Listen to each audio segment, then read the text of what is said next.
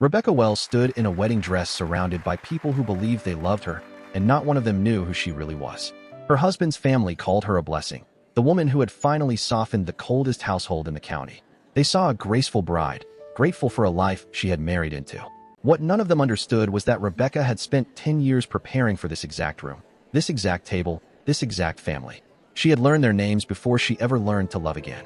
She had studied their habits the way other people study a language they intend to speak fluently one day.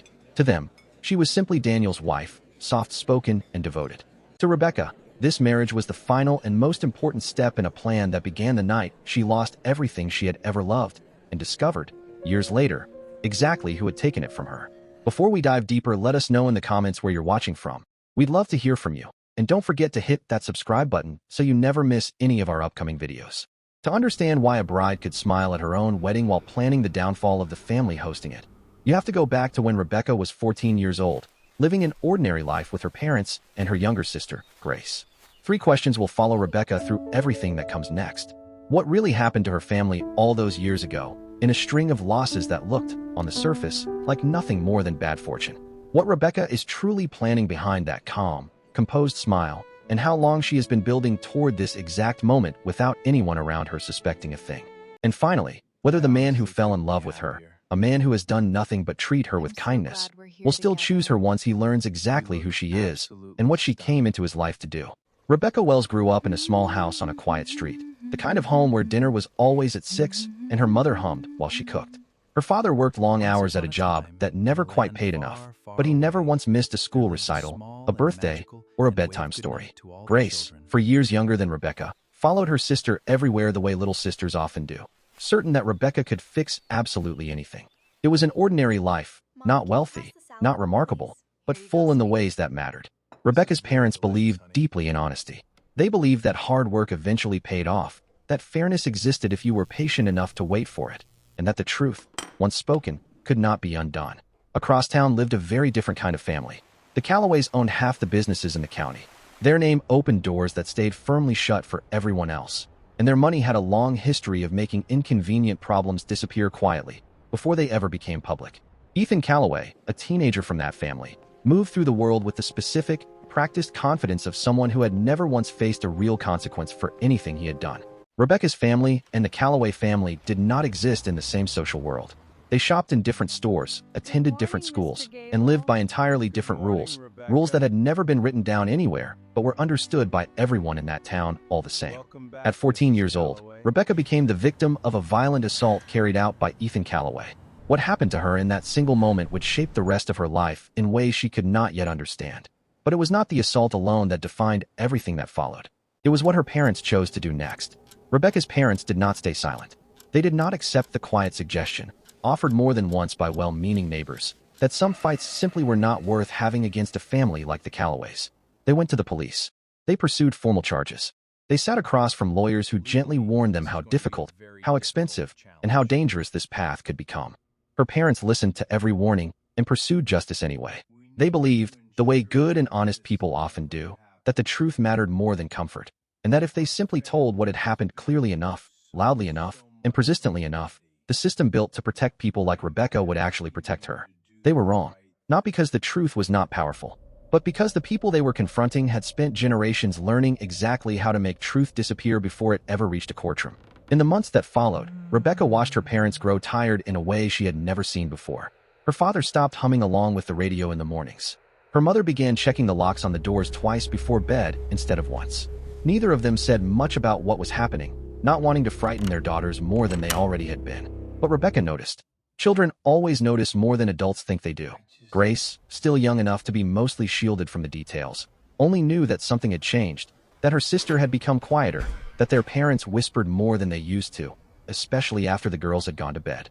What none of them fully understood yet was that filing those charges had not simply been an act of justice. It had been, without any of them realizing it, the opening move in something far larger and far more dangerous than a single assault case. A decision that would not just fail to protect Rebecca, but would ultimately cost her nearly everyone she loved. Within months of Rebecca's parents filing charges against Ethan Callaway, tragedy began arriving in a pattern that, taken individually, looked like nothing more than terrible luck. First came the debts.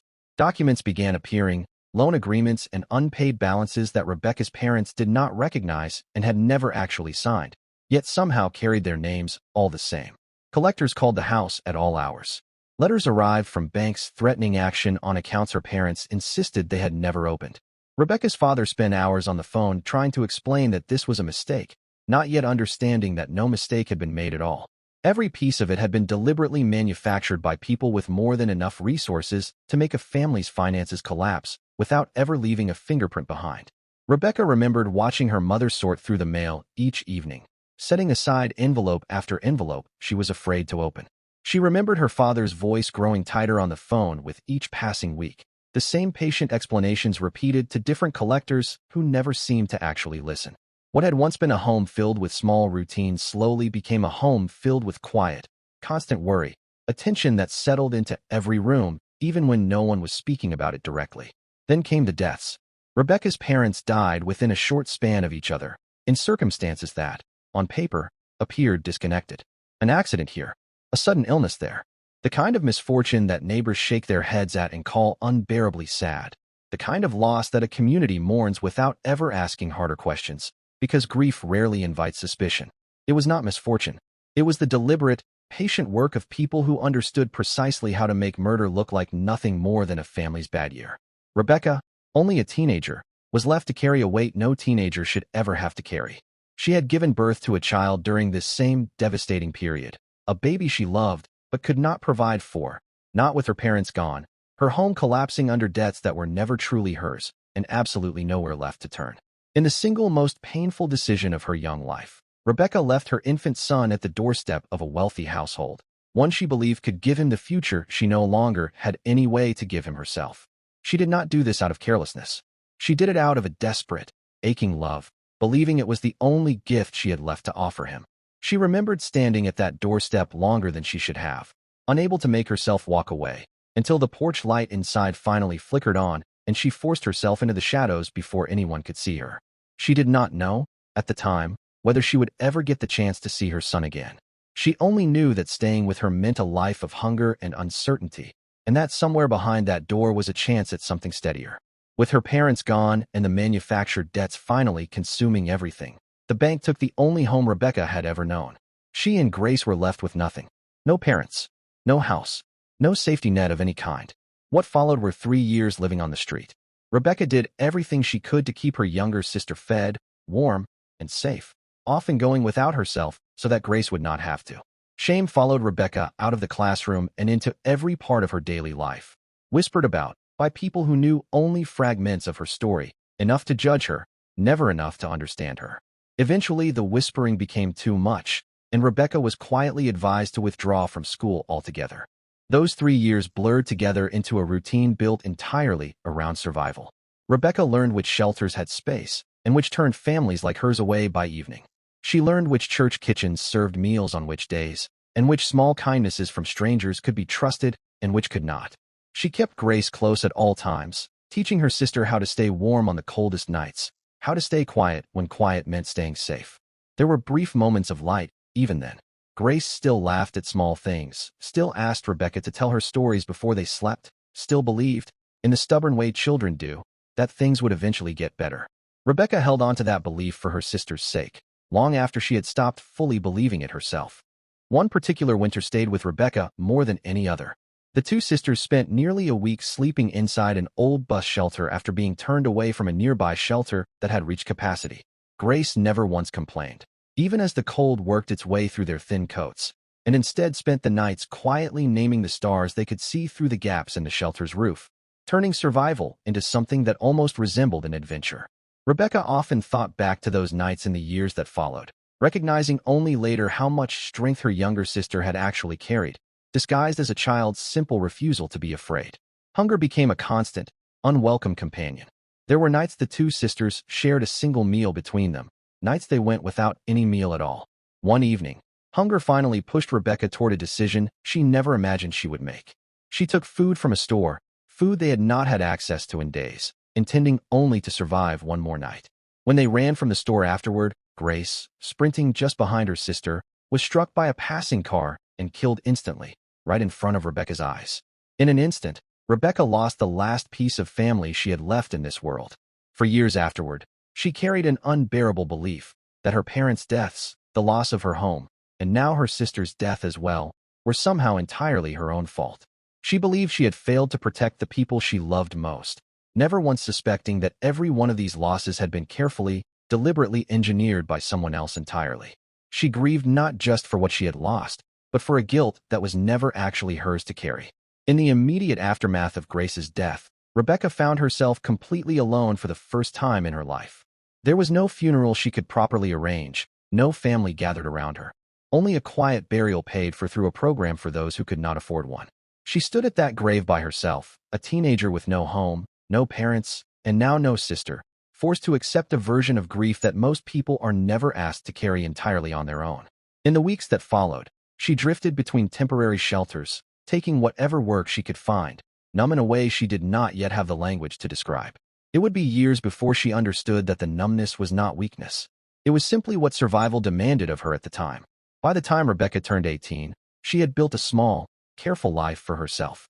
She worked long hours at a delivery job, kept to herself, and rarely let anyone close enough to ask questions about her past.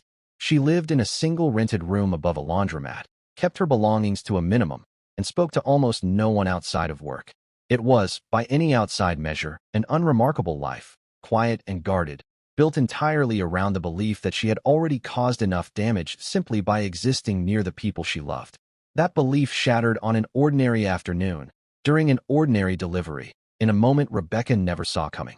She had arrived at a private property to drop off a package, waiting near a side entrance while someone came to sign for it. By 18, Rebecca had noticed something about herself she never fully admitted out loud, not even in her own head. Without ever deciding to, she had memorized every delivery route that passed anywhere near Callaway property. She told herself it meant nothing, that it was simply familiarity with a job she'd worked for 2 years. But when a delivery came in that afternoon for an address she recognized instantly, she did not ask a coworker to take it instead, the way she easily could have. She took it herself. She told herself she only wanted to see the house up close, nothing more than that. She had no plan that day. She was not hunting for anything. But some quiet, unexamined part of her had been circling this family for years without ever letting herself call it what it was. And on that particular afternoon, waiting near a side entrance while someone came to sign for the package, that quiet pull finally led her somewhere she never expected. Voices drifted from an open window nearby, relaxed and careless, the voices of people who had never once considered that anyone might actually be listening. It was Ethan Callaway, laughing with a group of friends. And what Rebecca heard in the next few minutes would change the entire direction of her life. Ethan was mocking Rebecca's parents, calling them foolish for ever believing they could challenge his family and win. He laughed about how predictable their outrage had been, how easily it had all been handled once they became a genuine inconvenience. And then, almost as an afterthought, he said more than he ever should have. He admitted that he had personally arranged for Grace's death. He admitted that his family had orchestrated the deaths of Rebecca's parents as well. And he admitted that the deaths that buried her family had never been a mistake at all, but manufactured specifically to destroy a family his own family considered a threat worth eliminating entirely. Rebecca stood frozen outside that window, listening to a stranger casually describe the total destruction of everyone she had ever loved, as though it were nothing more than an inconvenient afternoon he had long since put behind him. Her hands, she remembered later, had gone completely still, gripping the package she was holding so tightly the edges left marks in her palms. In the space of a single overheard conversation, everything Rebecca had silently blamed herself for revealed itself to be something else entirely. Not misfortune, not personal failure. A plan, deliberate and calculated, carried out by people who never imagined she would survive long enough to hear the truth spoken aloud. Rebecca did not confront them that day. She understood, with a clarity that surprised even her, exactly how far the Callaway family's influence reached, and how easily a public accusation from someone like her could be dismissed or made to disappear, the same way her parents' pursuit of justice once had. Going to the authorities felt, to Rebecca, like walking the same road her parents had walked, a road that had ended in their deaths. She was not willing to repeat their mistake. Instead, Rebecca made a decision that would define the next decade of her life. She would build something slower, something quieter, something the Callaway family would never see coming until it was already far too late to stop. She began that same year by disappearing entirely from the life she had been living, choosing a new name with no connection to the girl who had grown up on that quiet street. She enrolled back into school under her new identity, aided by a scholarship earned through the guidance of a stranger who believed in her potential without knowing anything about her past. She studied finance, understanding that the Calloway family's power was built almost entirely on money, and that anyone who wanted to genuinely threaten that power needed to understand exactly how it moved and how it hid. She studied the specific language wealthy families used when discussing people they considered beneath them, learning to recognize it, and eventually to speak it fluently herself. She rebuilt not just her education, but her entire presentation, the way she spoke, the way she carried herself in a room. None of it came naturally at first. All of it became, over years of quiet practice, second nature. The years of that transformation were slower and lonelier than Rebecca had expected. She worked part-time jobs to support herself while she studied, often falling asleep over textbooks she had read 3 or 4 times already, determined to understand every detail well enough that no one in the Calloway world could ever catch her in a gap of knowledge. She kept a single photograph of Grace tucked inside an old book, one of the only possessions she had carried with her out of that old life, and looked at it on the nights the work felt like too much to continue. It reminded her, every time, exactly why she had chosen this instead of simply disappearing into grief the way it would have been so much easier to do. There were setbacks along the way that tested her resolve. A professor once questioned gaps in her academic history that she had to explain away with careful half-truths. A former acquaintance from her old life recognized her once on a crowded street, and Rebecca spent weeks afterwards certain her entire plan was about to collapse before it had truly begun. Neither moment stopped her. She simply grew more careful, more deliberate, treating every close call as a lesson in exactly how much precision her plan would eventually require. During this period, Rebecca also learned the difficult skill of allowing herself brief moments of ordinary life without letting them distract her from the larger purpose she was working toward. She allowed herself a handful of friendships during those years, careful and limited, enough to seem like a normal young woman building a normal life, never close enough that anyone could ask questions she was not prepared to answer. She celebrated small victories quietly and alone, a strong exam result, a scholarship renewal, a first small taste of the financial independence she had once believed was permanently out of reach for someone like her. Each of these moments reminded her that she was becoming someone capable of standing in rooms she once could not have imagined entering. Throughout this transformation, Rebecca made one deliberate choice that would prove to be the most important decision of her entire plan. She would not go after Ethan Calloway directly, since he was protected and watched, surrounded by people whose entire purpose was making sure nothing ever touched him. Instead, Rebecca turned her attention toward Daniel Whitmore, Ethan's cousin, someone connected to the family, but fundamentally different from every other person who carried that name. Daniel was, by every account Rebecca gathered over months of quiet observation, kind in a way that seemed to cost him nothing, generous without expecting anything in return, and entirely unaware of the darker foundation his family's wealth had actually been built upon. Rebecca watched him from a careful distance for a long time before ever allowing herself to be seen. She learned what mattered to him, what he valued, what kind of woman he had always quietly hoped to find. Once she understood him completely, she engineered a meeting between them so carefully constructed that it never once looked engineered at all. To Daniel, it looked like chance. To Rebecca, nothing about that meeting had been left to chance in the slightest. What Rebecca did not fully anticipate, even after years of careful planning, was how genuinely Daniel would come to feel about her. He fell for her completely, and without suspicion, the way people fall when they have never once been given a reason to doubt someone's intentions. Rebecca told herself, again and again through those early years of their relationship, that Daniel was simply a door she needed opened. But the longer she remained inside his life, the harder it became to separate the version of herself she had built for this plan from the version of herself she seemed to be quietly becoming again, for the first time since she was 14 years old. She married him fully aware of what she still intended to do to his family. What she had not accounted for, in all those years of preparation, was how much it would eventually cost her to keep deceiving a man who had done absolutely nothing to deserve it. For years inside the Calloway family's orbit, now as Daniel's wife, Rebecca quietly gathered everything she needed. She had access, finally, to financial records that outsiders never saw. She recognized patterns in old documents that matched exactly what she remembered overhearing years earlier outside that window. At family dinners, Rebecca learned to listen more than she spoke, letting relatives who had underestimated her fill the silence with details they never realized mattered. An offhand comment about an old business transaction, a name mentioned once and never again, a date that lined up precisely with something Rebecca had carried in her memory for over a decade. She spent quiet evenings after everyone else had gone to bed, cross-referencing what she had learned that day against records she had already gathered, building a picture that grew clearer with every passing year. Piece by piece, over years of patient work, Rebecca assembled proof connecting the manufactured debts directly back to the Calloway family's own financial network, and proof tying Ethan directly to the deaths of Rebecca's parents and sister. There were moments during this period when Rebecca came dangerously close to being discovered. Once, a relative found a folder of old documents Rebecca had left out by mistake, and she spent an entire evening constructing a plausible explanation before the question could be asked directly.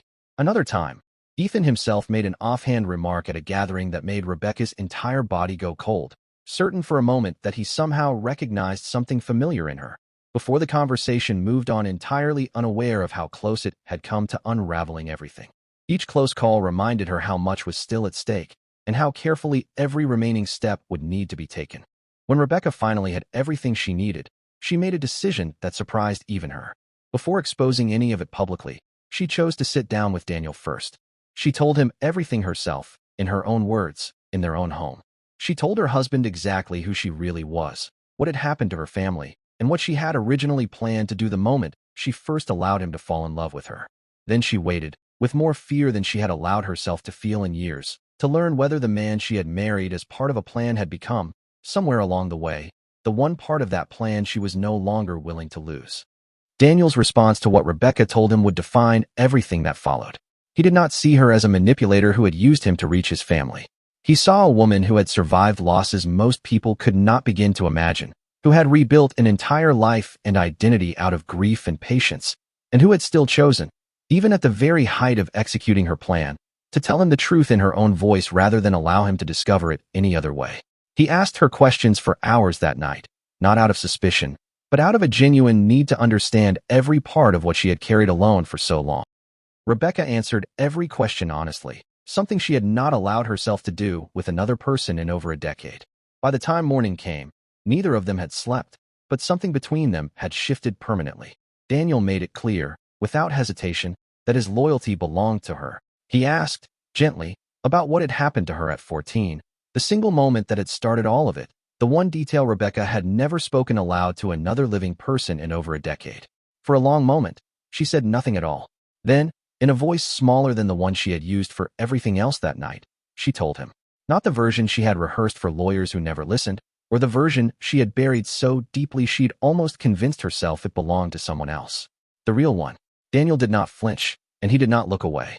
He simply listened, the same way he had listened to everything else, until she reached the end of it and finally let herself cry, for the first time in 10 years, in front of another person. But loyalty alone did not undo 10 years of built deception, and Daniel needed something Rebecca had never had to give anyone before: time. Not to decide whether he loved her, that answer had come quickly and stayed, but to sit with the fact that the woman he married had planned, for a decade, exactly how their meeting would happen, exactly which version of herself he would fall for. He asked for 2 weeks alone before they moved forward with anything, not as punishment, but because he needed to know whether what remained between them, once the plan was finally finished, was still real without it.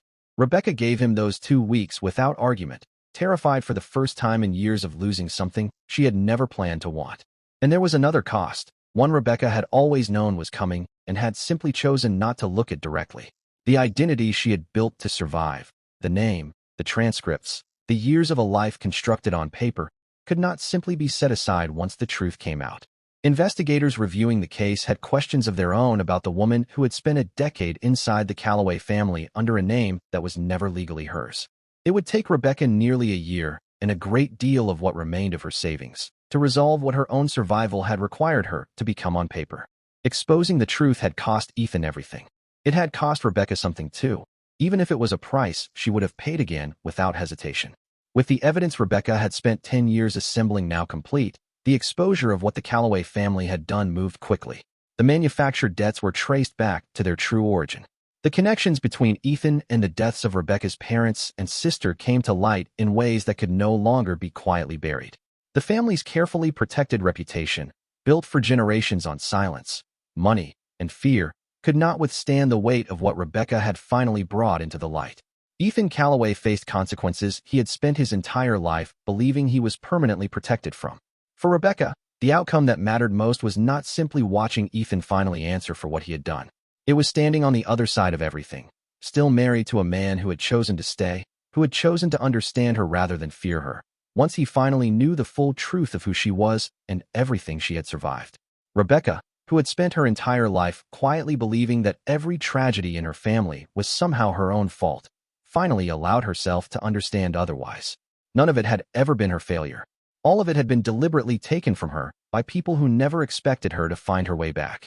There were members of the Calloway family who never fully accepted what Rebecca had done, who saw her only as an outsider who had infiltrated their household for a decade with a hidden purpose. Rebecca made peace with the fact that not everyone would understand her choices, or forgive the years of deception it had taken to finally reach the truth.